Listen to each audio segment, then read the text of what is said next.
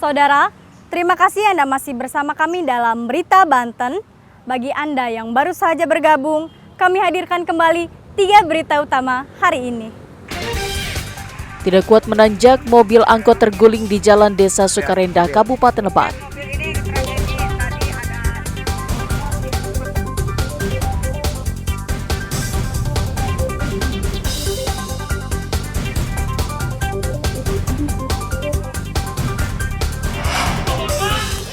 Korsleting listrik, gudang di perumahan Cibadak, Kabupaten Lebak terbakar.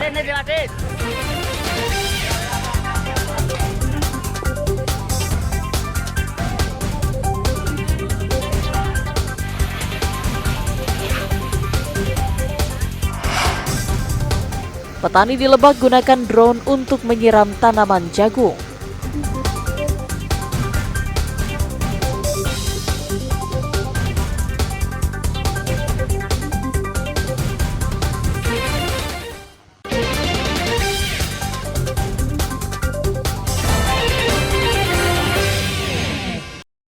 Pasca Kepala Disparpora Kota Serang menjadi tersangka kasus penyewaan lahan pemerintah di Stadion Maulana Yusuf, Ciceri, Kota Serang yang diduga terjerat perjanjian kerjasama ilegal dengan pihak pengelola pedagang, pemerintah Kota Serang belum memutuskan nasib para pedagang yang menempati kios di aset lahan pemerintah Kota Serang seluas 5.689,83 meter persegi.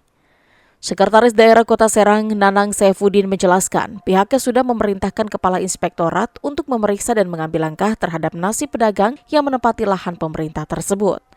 Saya sudah memerintahkan ke Pak Inspektur untuk pemeriksaan tujuan tertentu. Jauh-jauh hari sudah kita lakukan. Nanti dari hasil pemeriksaan tujuan tertentu itu, hasilnya seperti apa, baru kita akan melakukan langkah-langkah konkret.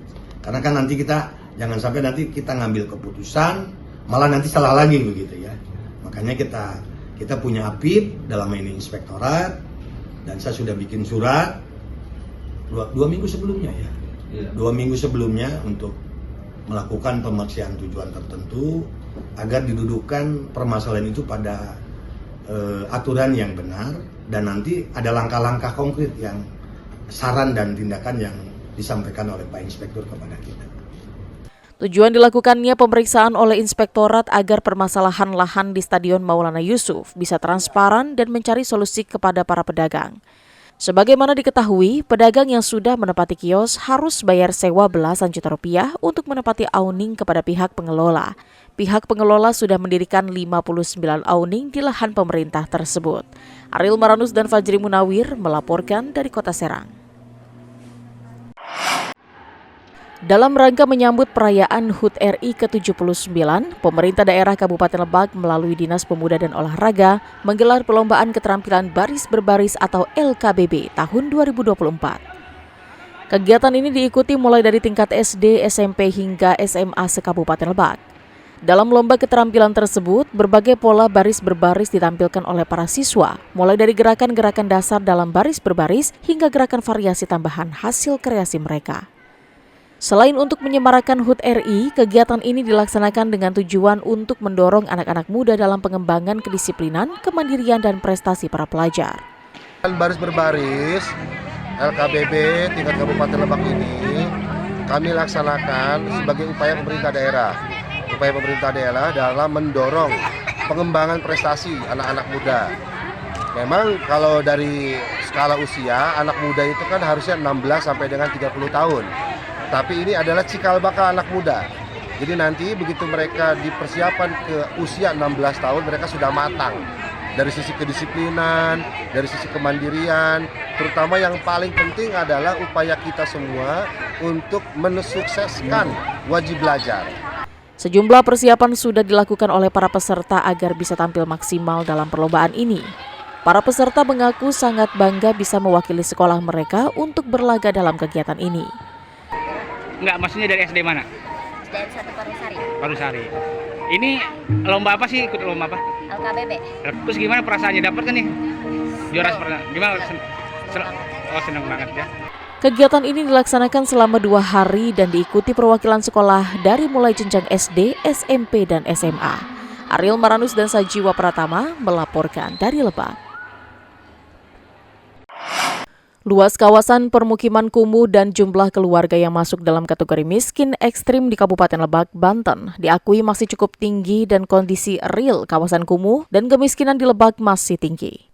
Dua persoalan tersebut masih menjadi beberapa di antara pekerjaan rumah pemerintah Kabupaten Lebak yang ingin segera dituntaskan, khusus kawasan kumuh. Pejabat Bupati Lebak Iwan Kurniawan menyampaikan bahwa penyelesaian kawasan kumuh dan kemiskinan ekstrim harus dengan pembangunan jangka panjang terkait dengan sarana dan prasarana pertumbuhan ekonomi.